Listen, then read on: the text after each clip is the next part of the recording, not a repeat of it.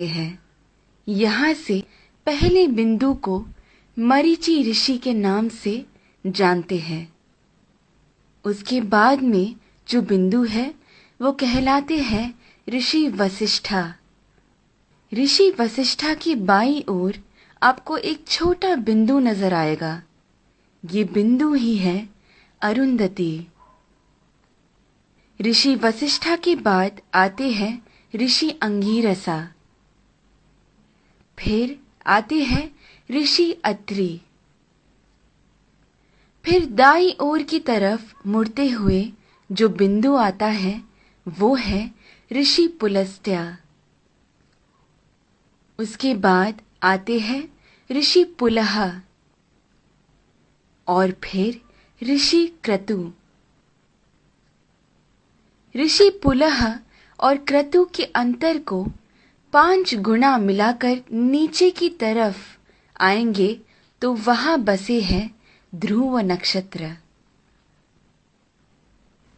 सदा उत्तर में रहने की वजह से उसे ध्रुव नक्षत्र कहा जाता है। इंग्लिश में हम इसे नॉर्थ स्टार के नाम से जानते हैं। बाल्यावस्था के ध्रुव नक्षत्र अगर उत्तर में बसे हैं तो वृद्धावस्था के अगस्त्य नक्षत्र दक्षिण में बसे हैं। अगस्त्य और ध्रुव नक्षत्र हमेशा उसी स्थान पर ही पाए जाते हैं।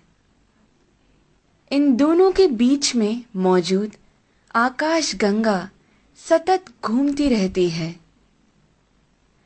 इस कारण से हमारी धरती अक्ष के ऊपर घूमकर घूमती रहती है। ये सच है कि सारा जगत भगवान के इर्द गिर्द घूमता रहता है, लेकिन वो हमें कभी नजर नहीं आ सकता। भूमि के अनेक कालों में से उसे 4 काल में छांटते हैं। ऊपर नजर आ रहा पीठ के बल सोया हुआ प्रश्न चिन्ह के आकार में बना हुआ सप्त ऋषि मंडल हमें वसंत ऋतु में ठीक ऐसे ही नजर आता है। आगे बढ़ते हुए शिशिर ऋतु यानी ठंड के मौसम में हमें सप्त ऋषि मंडल ऐसे नजर आता है। फिर शरद ऋतु में जब सारे पत्ते झड़ने लगते हैं तब सप्त ऋषि मंडल हमें ऐसे पीठ के बल सोया हुआ प्रश्न चिन्ह के आकार में नजर आता है। और फिर ग्रीष्म ऋतु यानी गर्मी के मौसम में हमें सप्त ऋषि मंडल ऐसे शीर्षासन कर रहे प्रश्न चिन्ह के आकृति में नजर आता है।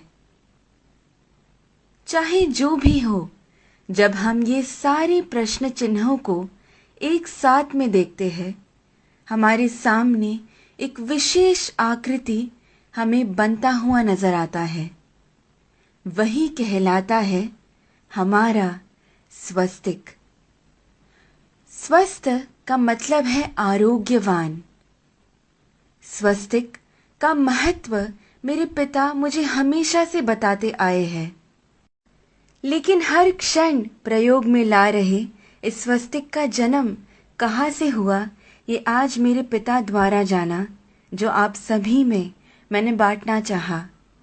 ध्रुव नक्षत्र को देखते हुए हमें ये मालूम होता है कि हम पूरी जिंदगी जिस दिशा की ओर बहते जा रहे हैं वही है उत्तर दिशा।